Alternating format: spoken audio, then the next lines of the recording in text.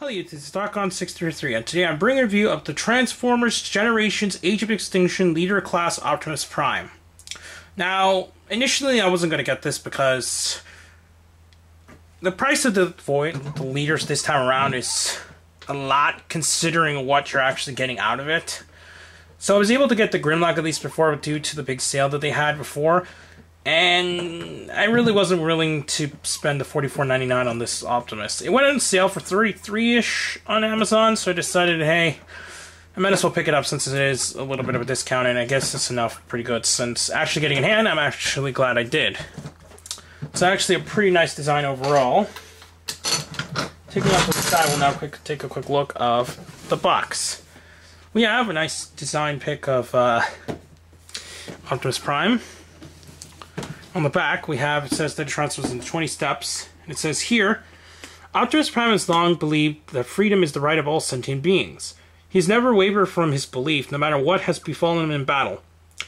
Once again, ready to defend the people of his adopted planet, the unyielding Autobot commander prepares for the battle that will allow the Autobots to reclaim their role as the Earth's honored protectors. It says that it comes with the Sword of Judgment and the Vector Shield, which is interesting since they never actually named any of its weapons in the movie. So, it's got a nice design here. And it turns into a Western GM, I think it's called, truck.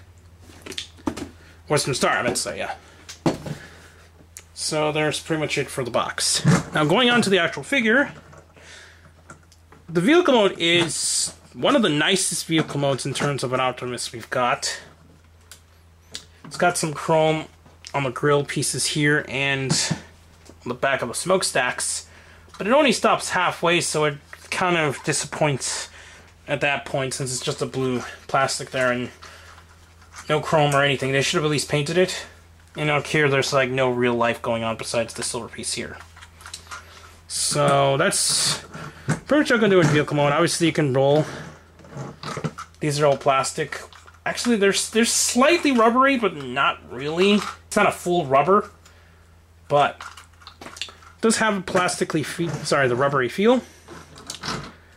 And just taking around, so you can see around and all that. In this mode, what you can actually do, if you want to, you could just slide the sword underneath here. Little sheath piece there. And you can just plug this to the back, which looks odd, but it's just a way to store the weapons. Anyways, to transform it, all you gotta do is the pieces there. Open up this compartment here on the, open up the roof. Pull down these panels since they're now freed on both sides. Bend this entire leg piece here. Make sure you get these the back panel out of the way. Push this down. Take out this piece here and then just bend it out like that so now it goes on a slant. What you're going to do is move the arms out of the way so that come like that. Then you just snap them into place, them outward to make it easier to move around, and then just bend them down. Do is now pull down the leg here, turn this entire thing, make sure you get things out of the way so that you fold it like that. Unpeg the bottom here. So now it looks like that. Turn these chrome, what's it called, the grill piece there. And what you're going to do is turn this entire feet piece around. So they go out like that on both sides. Pull out the feet. Turn these panels around. Both sides. So you have almost a full robot mode already. Let's get into camera. What you're going to do next is now move these outward so that you can pull these pieces around. Unpeg them from the sides here. Then you're actually just going to need to slide them in just a tad bit. Once you get it properly aligned, you actually create the skirt pieces, which is actually a nice hidden design of how they put the skirt pieces there. Let's bend this downward. Again. Open up the panel here, slide them onto place, and you create the shoulder panels. Now you have to be careful here, since sometimes the head likes to fling thanks to this very powerful spring. What you do now is then push this down, and I'm going to keep my hand here so that it won't fly around sometimes. And there you have Optimus in his robot mode. So, as you can see, it's got a spring-loaded head here on a ball joint. So something the head likes to just fling all over. It did that a couple times. It didn't do that for the first couple times I transformed it. But over time, and after seeing some reviews, it started doing it on mine too. So it's actually kind of distracting. There you have Optimus in his robot mode. Optimus has a really nice robot mode design, and it's pretty close to the one in the movie, except obviously this giant backpack piece. And I've seen some people actually removing this completely and just keeping the main body, so it looks really nice. But problem is you would have to cut some pieces here off and all that. And I know there is a way that some people have done to, even though they cut it off, they're able to put it back. I'm not going to do that to mine since it requires a lot of engineering. Now the chrome, as you can see here, it has now gotten all over the body. It's got chrome all over the chest panel. Chrome is still in the pieces there, and yeah, unlike the Grimlock where the chrome is kind of odd, it doesn't really bother me too much on Optimus actually. In terms of articulation, his head, as mentioned earlier, it's on a ball joint, so it allows pretty much only around that movement, since his little mouthpiece actually gets in the way. His arms on a separate joint from the shoulders, so now it allows full movement all around. But since the way that it pegs in, it's kind of on a slant, as you can see there. So, though it does turn around, it does turn on a slant. His shoulders are, what's it called, with some kind of like pin joint or something. Allows full movement in and out and all around, so that's good. It's not hindered at all. His waist is actually on a separate joint from the skirt piece, of all three skirt pieces, so you can actually turn this around with no problem. Single jointed knees that can actually bend like that. Obviously you can move the legs back and forth and in and out. Swivels at the top part of his legs here. Feet can pivot a bit, and it's because of transformation you can turn it around, and you can kind of bend them actually in and out like that, so good movement there. So it's a pretty nicely articulated figure for actually its size.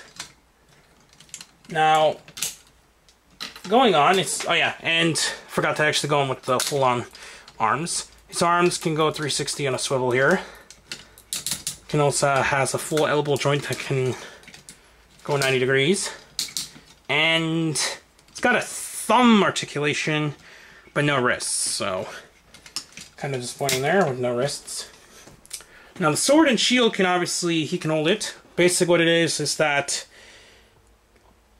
there's these little holes on the sword. There's a peg in his arm. It just pegs into, and it kind of loosely fits, but at the same time it fits pretty snugly, only on the inner joint, because there's actually a second peg that's on his thumb, covers over it, so he can hold it really well, but sometimes it likes to pop off. So let's just bend the sword down. And then put on the shield. What you do is, there's a giant hole on the side of his arm here. Put the light over it. Just peg the shield gun over it. And there you have Optimus ready for battle. Now, in terms of the Optimus designs, the one in the movie is actually one of my more favorite designs of the 4 movies of the Michael Bay Transformers. It's cool to actually have a figure representation of it.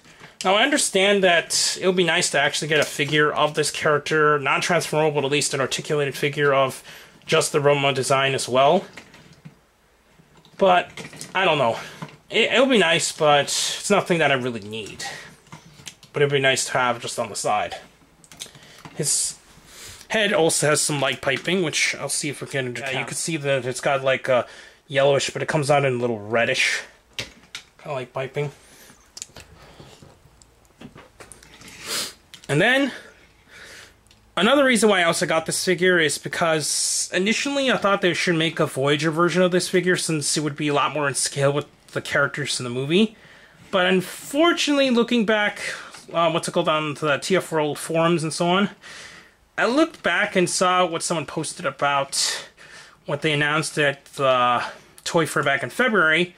It turns out all the figures that are being released, or at least announced for Age of Extinction, are all we're getting. We're not going to get any more Voyager sluts or anything at this very moment, and I doubt Hasbro's really going to show it, so this is pretty much the Optimus we are getting.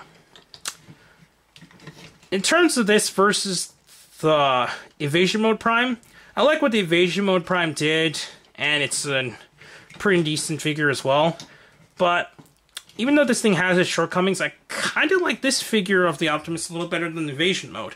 Evasion Mode is good for in terms of its classic design, turning into the G1-like truck. So it's got its own charm.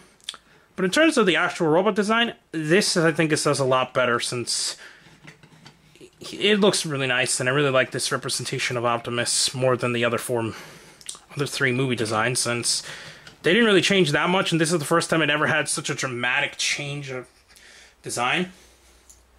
So it's overall a really nice figure, but is it really worth the $44.99 price?